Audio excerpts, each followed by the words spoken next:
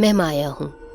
बचपन से ही मुझे मर्डर मिस्ट्री गेम्स खेलने का बहुत शौक था, मगर जो हाल ही में मेरे साथ हुआ उसने इन गेम्स को मेरे लिए एक खौफनाक सपना बना दिया। सर्दियों की छुट्टियां चल रही थीं और हम सब कजिन्स अपने ग्रैंडफादर के घर कुछ अच्छा वक्त गुजारने के लिए इकट्ठा हुए। वहां मजाक मजाक में मेरे एक कजिन ने एक नई गेम का जिक्र किया, अमंग अस। ये मर्डर मिस्ट्री फैंस के लिए बहुत इंटरेस्टिंग गेम है। ये एक स्पेस शिप में खेली जाती है, जहां कुछ प्लेयर्स क्रूमेट्स होते हैं जो अपने टास्क्स कंप्लीट करते हैं, और कुछ इम्पोस्टर्स होते हैं जो सीक्रेटली उनको मारने की कोशिश करते हैं। क्रूमेट्स को नहीं पता होता कि इम्पोस्टर्स कौन है, इसलिए सब पर शक होता है। राउंड के एंड में सब वोट करते हैं और अगर इम्पोस्टर्स पकड़े ना जाएं तो वो जीत जाते हैं। मर्डर और इन्वेस्टिगेशन सुनकर मैं बहुत एक्साइटेड हो गई। फिर हम रोज कई घंटों तक ये गेम खेलते रहते। इवन जब सो जाते, मैं तब भी रात गए ऑनलाइन रैंडम प्लेयर्स के साथ ये गेम खेलती रहती। फिर वो रात आई जब अगले दिन हम सब कजिन्स ने अपने अपने घर वापस जाना था, तो हमने पूरी रात ये गेम खेलने का प्लान बनाया। गेम में हम सब के यूजर नेम्स एक दूसरे को दिख तो रहे थे, लेकिन हम में से किसी ने भी दूसरों को ये नहीं बताया कि गेम में कौन सा यूजर नेम किसका है, ताकि सस्पेंस बना रहे।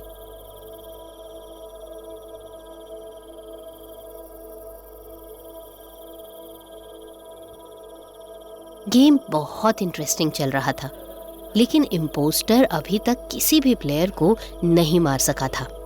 तो आहिस्ता आहिस्ता सब लोग इम्पोस्टर का मजाक बनाने लगे। ये कौन डरपोक है जो किसी को मार ही नहीं पा रहा?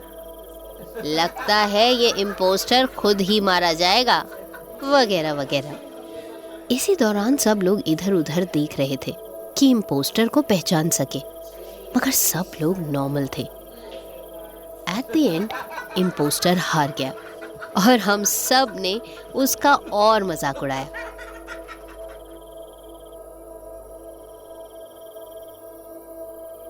गेम बोरिंग होने की वजह से हमने इसे दोबारा नहीं खेला और सब सोने चले गए। मगर फिर कुछ ऐसा हुआ जिसने हम सबको हिला के रख दिया।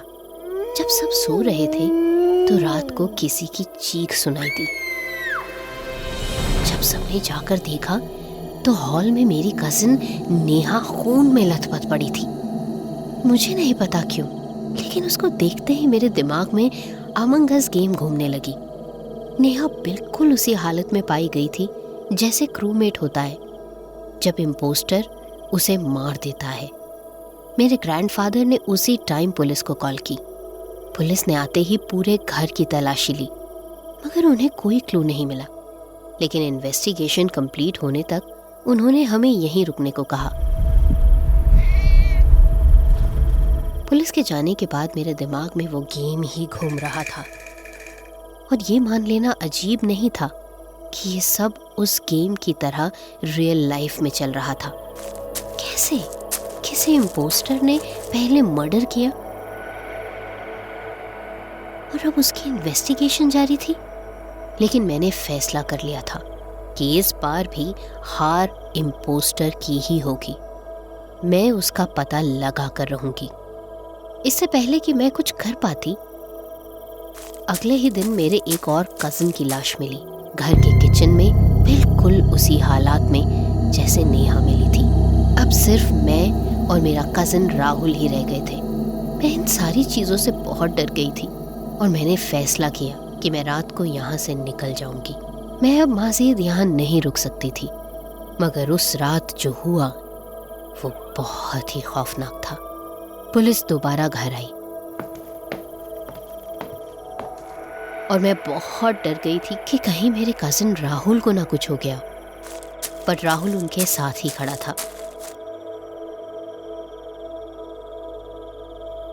और उसी लम्हे पुलिस ने बताया कि किलर का नाम माया है।